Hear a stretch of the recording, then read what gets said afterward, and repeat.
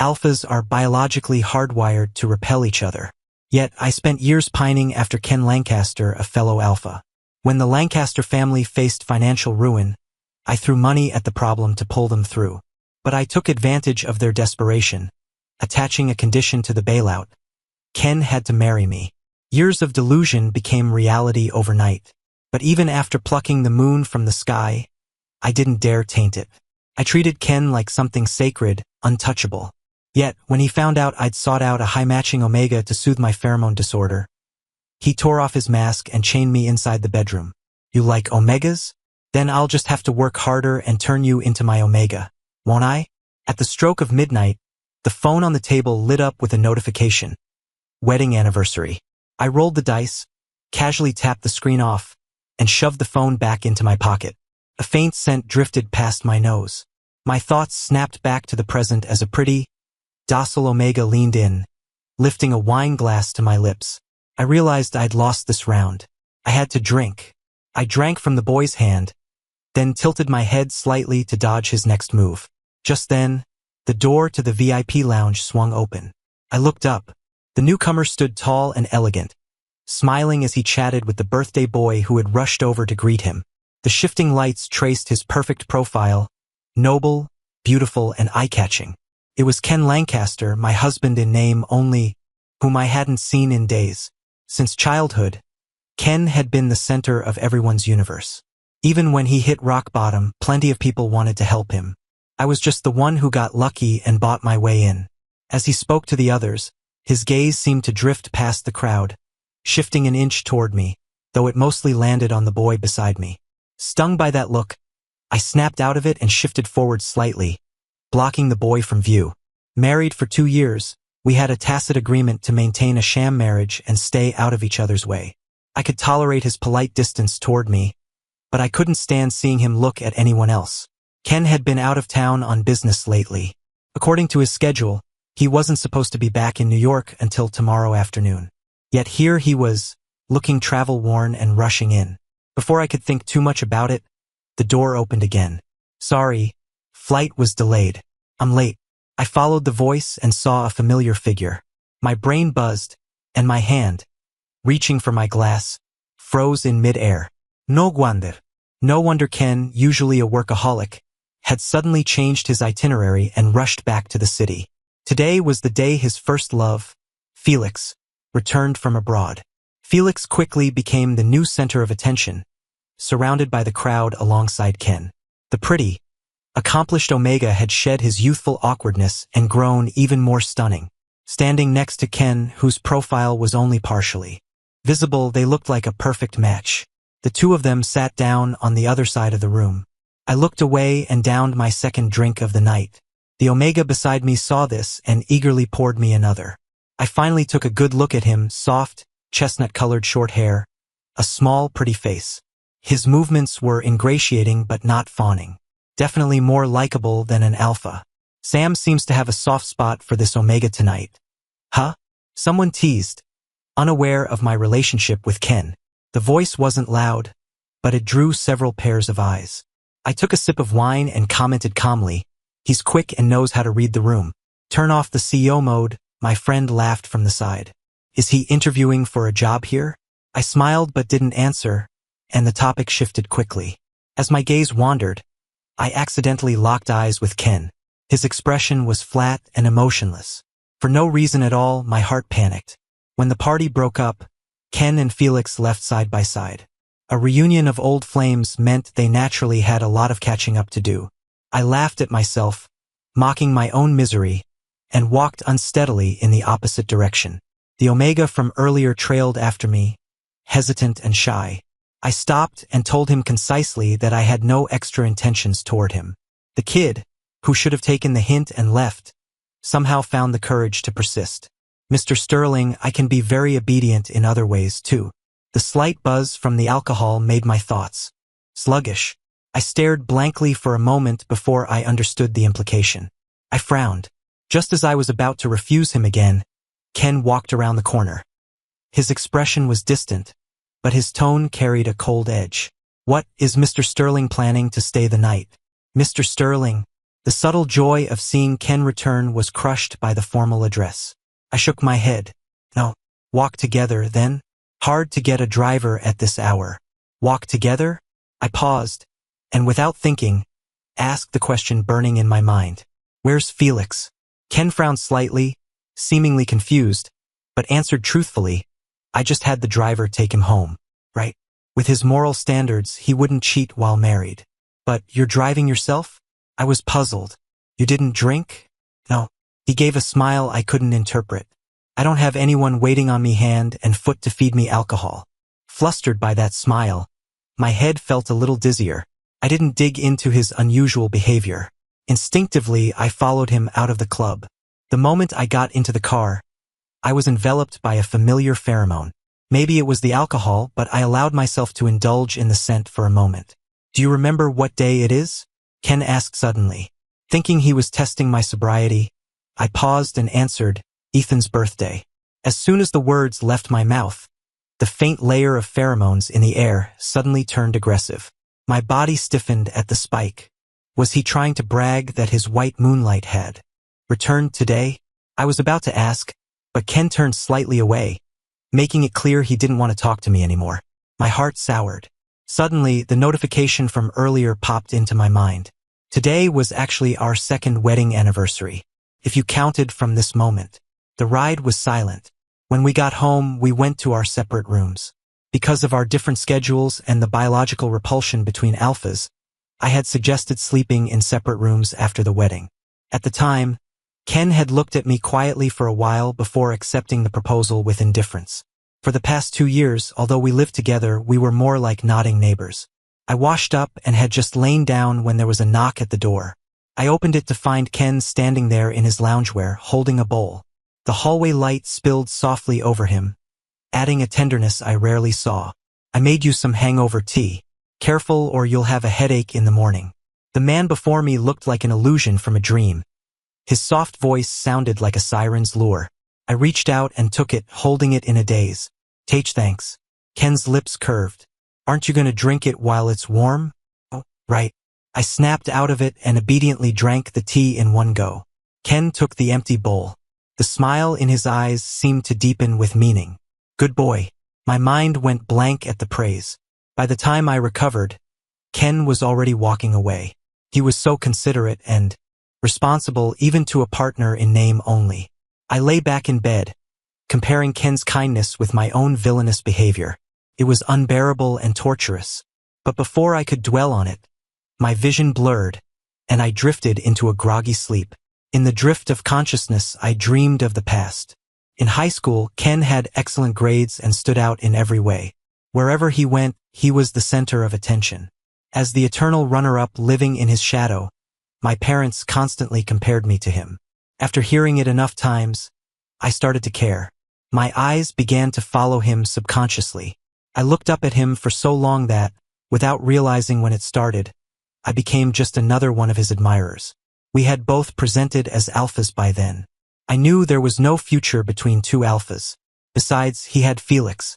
Their families were equal in status, they shared interests, and they looked perfect together. I heard their pheromone compatibility was incredibly high, too. A match made in heaven. So, I only watched him from a distance, never daring to cross the line. After graduation, the little contact we had was completely cut off. When we met again, the favored son of heaven had fallen from grace, and his lover was nowhere to be found. Some mocked him, others offered help. I was undoubtedly the greediest of the latter group. Using the financial aid to his family as leverage, I forced him to marry me.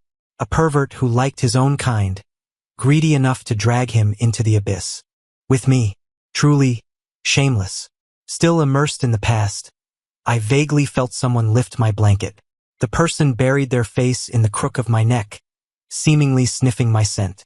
Warm breath dusted against my skin. Tickled. I moved uncomfortably. The person pinned my wrists, tilted their head slightly, and gave me a warning nip. The scent lingering in my nose was familiar, unmistakably alpha pheromones. Yet it made me uncontrollably dizzy. Subconsciously, I submitted to him. His movements were frivolous, like he was playing with a toy. I couldn't catch my breath, but it felt so good that I couldn't help but let out a soft moan. Sensing the change in my body, the person chuckled. "You're so sensitive to my touch. Do you really have feelings for omegas?" The dream was absurd yet vivid, but because of who starred in it, I couldn't help sinking deeper. I woke up. I rubbed my throbbing temples and grabbed my phone to check the time. It was already 11 a.m. The strict biological clock I'd maintained since I was a teenager had somehow failed today. After a quick wash, I went downstairs, planning to get something to eat. As soon as I reached the landing, I saw Ken standing in the middle of the living room, looking down as he adjusted his watch. I blinked slowly, trying to determine if this was a hallucination. Seeming to sense me, Ken looked up. Awake, meeting his gaze, I nervously tugged at the hem of my pajamas. "Yeah." After the brief exchange, the atmosphere froze again. "Have something to take care of. I'm heading out." Ken spoke again. The joy of seeing him at home was slowly washed away. Even though there was no chance we'd celebrate a so-called anniversary, just staying in the same house with him on this special day would have been enough to make me secretly happy for a long time. But my expectations always seemed to fall flat. I wanted to call out to him, but I didn't know what excuse or standing I had. So I could only reply dryly, "Okay." Watching his retreating back, I forced myself to suppress the bitterness in my heart. Don't push your luck. Don't have expectations. I warned myself once again. I lost my appetite for breakfast, and I didn't have a habit of going back to sleep. I sat on the sofa, staring blankly into space. The dizziness from earlier crept back up. My vision blurred, and my body felt like it was on fire, probably a high fever. I suffered from severe pheromone disorder. Fevers like this were a common occurrence for me. I dug out my meds and took 2 pills, but for some reason, they weren't as effective as usual. After taking a triple dose with no improvement, I called my best friend and doctor, Chris. He rushed over, found me passed out in the living room, and took me to the hospital. I didn't know how long passed before I woke up again. Seeing me awake, Chris leaned in to check my forehead. Memories from before I passed out surfaced, and I thanked him. "Taking that many pills at once. I'm surprised you had the strength to call me," he sneered. "Next time, just call the funeral home directly. Saves time on the paperwork." I curled my lips into a smile. "Got a recommendation?" He rolled his eyes. "No jokes. If you keep dragging this out, I can't guarantee you'll live past 30. I did the math in my head. Maybe before I hit 30, this sham marriage with Ken would reach its end anyway. "That's fine," I said lightly. "Less suffering for a couple of years." Chris dropped his smile, grabbed my collar, and gritted his teeth. "What the hell are you talking about?" After shouting, he paused, straightened up, and asked out of nowhere, "Sam, I heard Felix is back?" My throat felt dry. "Yeah." Chris hesitated, then spoke slowly. "If those two get back together, could you think about yourself for once? Please?" Even my best friend thought they would get back together. A dull ache throbbed in my chest. I steadied myself, lowered my eyes, and listened. "I know Chris, don't mean much to you, Sam Sterling. I'm not important enough to make you stay. But even if I beg you, can you have a little bit, just a little bit of pity for yourself?" I put away the fake, relaxed smile on my face. I sighed. "Chris, you've been my best friend for years. Don't say you don't mean much." After a long silence, I compromised. "Fine. I accept your treatment plan." I had to stay alive to talk about the future. Seeing Chris become visibly ecstatic because of my answer, I started to think this was probably the right decision. As if afraid I'd change my mind, Chris quickly arranged a meeting with a high-compatibility Omega for me. The Omega walked with a gentle, elegant grace. He was slender as bamboo, with a calm face and eyes that turned up slightly at the corners, holding a faint smile. When he got close, he introduced himself. "Mr. Sterling, hello. I'm Wesley." Neither humble nor arrogant, his gentle temperament hid a hint of pride born from high status. I quietly sized him up and replied, "Pleasure."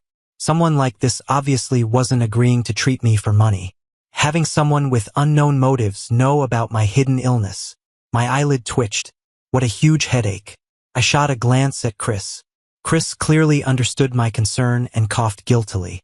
Let's test first."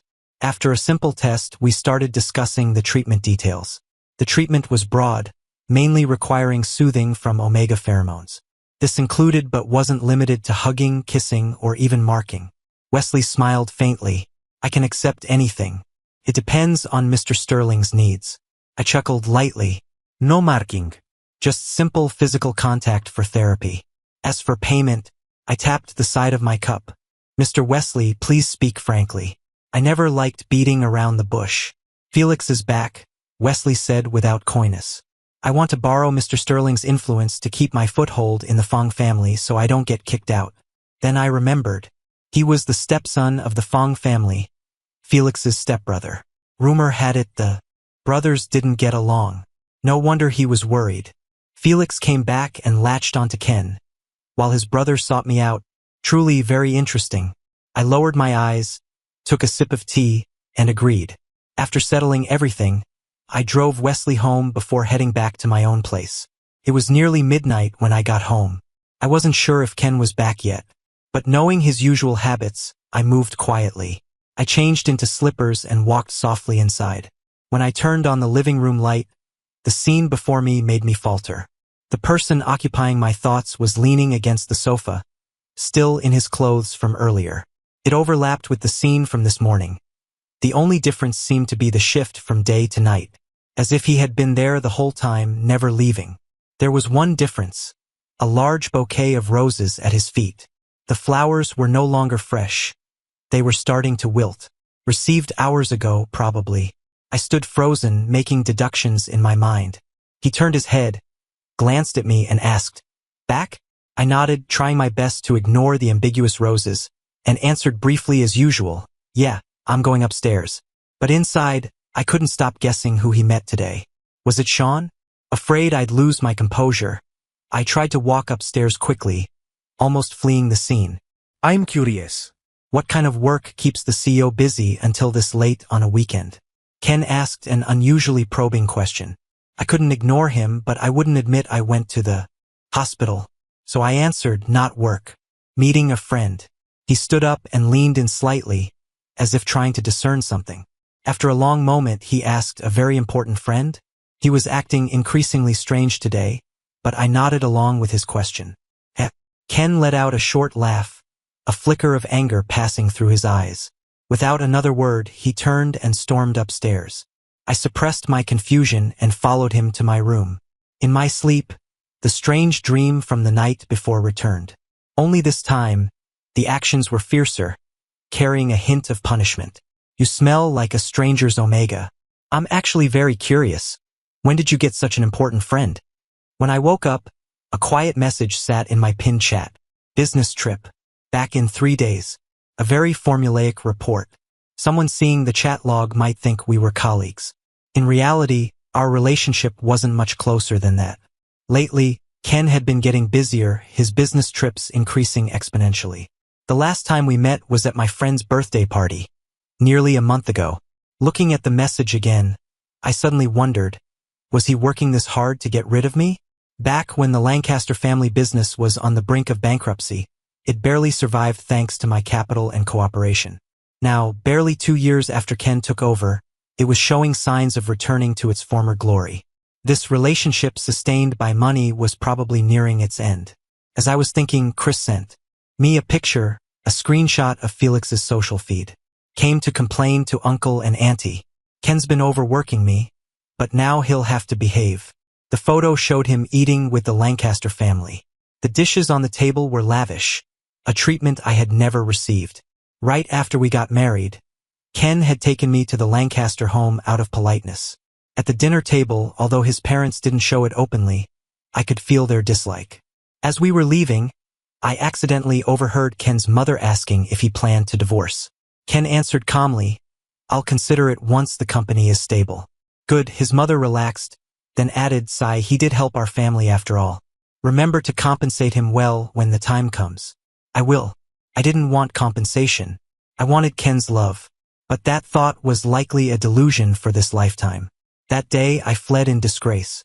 After that, whenever holidays came around, I used work as an excuse and never went to the Lancaster home again. Drawing my thoughts back, I looked down at the photo on my phone. The group looked lively and warm sitting together. Even Ken, who always gave me the cold shoulder, had a faint smile in his eyes. Chris immediately followed up, "Just a heads up. They're meeting the parents. These two might be getting back together. Cut your losses, man." Cut my losses? I always seemed to be pushing for more, but cutting my losses seemed like the better option now. Looking at the happy group in the photo for the first time in 2 years of marriage, I had the thought of divorce. Before, I wanted to drag this out until the day Ken wanted to end it. Now, I wanted to leave myself a shred of dignity. I wasn't one to procrastinate.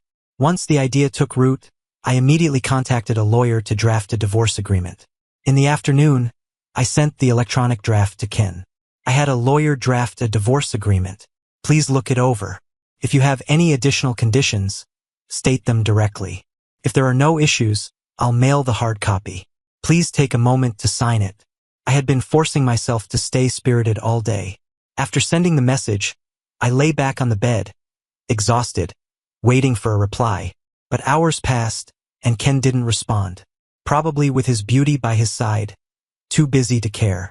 I turned off my phone, planning to sleep, but my heat cycle hit suddenly, fast and ferocious. I messaged Chris, telling him to move up the treatment. Then, forcing myself to stay conscious, I threw on a coat and rushed out. Chris was quick. He arranged everything in no time. Technically, in my condition, I shouldn't have gone out, but I didn't want to bring anyone to my house. Chris couldn't talk me out of it, so he just resigned himself to reminding me to take suppressive measures. To avoid any accidents on the way, the treatment location was set near my place. Even so, when I arrived, the two of them had clearly been waiting for a while. "Sorry to keep you wait, enough. Chris stepped forward to support me. "You're half dead and still apologizing?" He quickly gave me a suppressant injection while Wesley silently released pheromones to soothe me. Chris looked like he wanted to say something but stopped. Finally, he instructed, "If it's really bad, make some contact. Don't tough it out." I nodded. After giving his instructions, Chris left the room. I fought the alpha instinct to react to a high-compatibility omega, trying my hardest to suppress the agitation. Seeing this, Wesley spoke slowly. "I can accept a temporary mark." I shook my head. "No need." He smiled knowingly. "Mr. Sterling really keeps himself clean." I admit, refusing to touch Wesley even at this moment was partly out of consideration for Ken. But that was just out of respect for a marital partner. As for Ken himself, he probably wouldn't care at all. I closed my eyes and didn't reply. About half an hour later, the pheromones in my body gradually stabilized. Chris grumpily gave me a list of precautions, then left without looking back. I put on my inhibitor bracelet and walked out the door. Downstairs, I saw Wesley, who had left with Chris earlier, standing by the road, clearly waiting for me. "Something wrong?" I didn't stop walking. Wesley smiled. "I wanted to talk to Mr. Sterling about payment." "What do you need me to do?" "The Fong family is hosting a gala next week. I hope Mr. Sterling can attend as my partner." Next week. Ken had probably read the divorce agreement by now. By then, our marriage should be dissolved. Thinking of this, I nodded and agreed. Wesley thanked me, got in his car, and left. It was only a short distance to my house, so I chose to walk. The cool evening breeze brushed my face, blowing away the summer heat, but it couldn't ease the dull ache in my heart. As I neared my front door, my steps faltered. The person occupying my every thought suddenly appeared right in front of me. Ken said nothing, just stared at me dead on. My heart skipped a beat. "Why are you here? Am I not allowed to be here?" Ken asked coldly. "Or maybe you should explain first why you reek of omega pheromones." Felix appeared out of nowhere. Hearing this, he raised an eyebrow playfully, looking like he was waiting for a good show. Ken shot him a glare, his face grim. Felix wiped the smile off his face, leaned in close to me, and tried to strike up a conversation. He stopped halfway, his expression suddenly changing. "The pheromones on you." He must have recognized his brother's scent. My palms started to sweat. I didn't know how to explain. Should I confess my illness? "Wesley." Before I could decide, Felix spoke softly. Beneath his calm voice, a monstrous rage seemed to be brewing. Ken took a step forward, blocking me. "Control your man." Felix threw the hateful words down and turned to leave. I was completely confused, unable to grasp the situation. But he was clearly going to find Wesley. Wesley was only helping me with treatment. I couldn't let him bear his brother's inexplicable anger. I tried to stop Felix, but Ken yanked me back with brute force. You can barely save yourself and you have time to worry about others? Back in the room, he pushed me, and I fell backward onto the bed. Ken looked down at me from above. The harsh white light hit his face, casting a shadow in his eyes. I felt a sudden chill and instinctively shrank back. But Ken snapped, grabbing my ankle and dragging me back, asking for a divorce. How dare you? He leaned over, closing in. An overwhelming wave of pheromones crashed into me. My head spun uncontrollably. Wait, I put a hand up to push him away. Don't come near me. My symptoms had just eased. I couldn't handle this stimulation. Ken pinned me to the bed again, gagged me with something, and gritted his teeth against my ear. You go behind my back to find an omega, but you won't let me touch you? If you can't accept an alpha, why did you provoke me in the first place? You like omegas, huh? Then I'll just have to work harder and turn you into my omega, won't I? I woke up from thirst. My head was splitting, and the gland at the back of my neck was hot and swollen. I instinctively reached up to touch it, stinging pain. I propped myself up, searching for the culprit. The next second, the sound of leather shoes striking the wooden floor echoed in the empty room. Top, top, top. Like a hammer hitting my heart. My heart, already pounding, trembled in fear. The sound approached leisurely like a predator toying with caged prey. Ken walked to the bedside, his dark mood from last night gone. He considerately brought a glass of water to my lips, smiling gently. Thirsty? Here, let me feed you. No need. I can do it myself. My voice was hoarse as I instinctively refused his service. Ken's eyes darkened. He dodged my hand. I said, I'll feed you. This time, he didn't wait for me to drink. He forced the rim of the glass between my lips and poured the water in. I couldn't swallow fast enough. Water dripped down my chin, soaking the front of my shirt. What a pity. Wasted. The phrase overlapped with a fragment from last night. My face instantly burned hot. The glass was moved away. Before I could catch my breath, my hair was yanked back, forcing my head up. My lower lip was bitten hard, almost drawing blood, but released just as quickly. I groaned in pain and pushed him away in anger. Ken paused, sat up straight, and returned to his calm, proper demeanor. He apologized. I lost control last night. Alphas really shouldn't defy nature and force a bond. My dry throat felt better after the water. I asked hoarsely, what? The divorce you proposed, I agree. Ken looked down at me, delivering the verdict. After last night, he had confirmed that alphas were naturally incompatible. Now he was calmly preparing to walk away. My heart was a barren wasteland. I couldn't stop shaking, but my voice was resolute. Good. Remember to sign. He decided to leave not because he loved Felix. What stood between us was the uncrossable chasm of being fellow alphas. I was powerless to fix it, and I didn't want to anymore. Let it end here. My mind was clear, but I still didn't dare look up at his retreating back. The expected sound of the door closing didn't come. I looked up, tears falling unexpectedly. Ken cupped my face, his cool fingertips brushing over my swollen eyelids. Why are you crying? Before I could get a word out, the phone rang. The screen showed Chris. I propped myself up to reach for it, but Ken snatched the phone away first. I was anxious. Chris definitely called me a dozen times last night.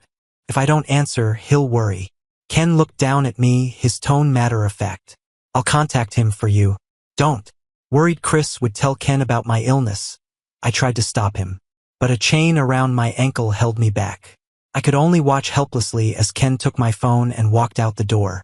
Only then did I realize there was a collar with an iron chain around my ankle, the other end secured to the bed frame. No wonder he didn't leave after agreeing to the divorce. From the start, he intended to chain me to his side. But why? My body, exhausted from last night, was running on fumes. I had only been holding on by sheer will. Just as I was about to pass out again, Ken rushed back in, his refined face pale. He unlocked the shackle on my ankle, scooped me up in his arms, and strode out. I curled into his embrace, my mind getting fuzzier. Before I lost consciousness, it felt like Scalding drops of water landed on my face. My pheromone disorder was congenital. This meant that in this lifetime, my partner could only be a high-matching omega or a beta with no pheromones. Since I didn't have a partner before, the disease had laid dormant, undetected.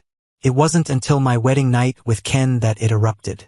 Coming home from the hospital checkup, I suggested sleeping in separate rooms. The disease meant I couldn't even handle low-matching omegas, let alone an alpha. I had thought about divorce, but with the capital just injected into the Lancaster business, instability wasn't an option. Plus, having used shameful methods to bind Ken to me for life, I felt despicable and didn't dare have any further presumptuous thoughts about him. So, for the first year of marriage, we lived in peace. Things changed in the second year. My symptoms inexplicably worsened. I couldn't find the cause back then. After waking up this time, Chris gave me the answer. Ken had been using pheromones to mess with me, which was why my condition flared up. Only then did I vaguely realize that those strange dreams had actually happened. You helped him out of kindness, and he almost killed you, Chris cursed angrily beside me. What kind of person is he? I listened in silence.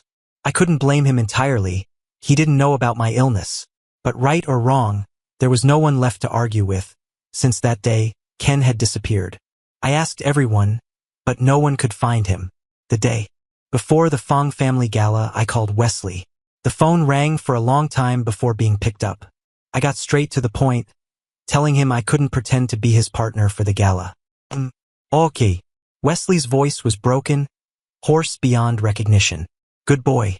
A dominant male voice cut in, and the call disconnected. I put down the phone and rubbed my forehead, deciding not to think too deeply about what was happening between Wesley and Felix. 1 month later, returning from a hospital checkup, I found the missing Ken at my door. He grabbed my wrist. We need to talk. Inside, I asked, talk about what? How is your illness? His eyes were dull and defeated. I'm sorry. I didn't know you were sick. Can you forgive me? It's stable now. I looked down. I didn't tell you about the illness beforehand. The fault isn't entirely yours. Then his eyes lit up. But you were right. 2 alphas shouldn't defy nature to be together. I interrupted him. Since you're back, just sign the divorce papers. His tone turned frantic. I was talking nonsense back then. I was just spiting you. I never thought about separating from you. But it's the truth, isn't it? You can't do this to me. The corners of his eyes turned red, his voice trembling. You can't abandon me. I stayed silent. As long as this disease existed, we could never love each other. Better to make a clean break now. Tears rolled down his face, and he lowered his head to wipe them. Following his movement, I noticed a band of white gauze wrapped around his neck. Why the gauze? I reached out to touch it. Ken flinched and scrambled back, but his tone became strangely calm and honest. Nothing. Just got my glands removed. The sentence hit like a thunderclap. I shivered violently. Why? Why would you do that? Was it to be with me? Paying such a huge price just to be with me. Only then did I realize his feelings for me. Ken acted like it was nothing, awkwardly changing the subject. Can we not divorce? Yeah. Clearly not expecting me to agree, he froze. You're not agreeing just because I removed my glands, are you? It was my own decision. You don't have to take responsibility.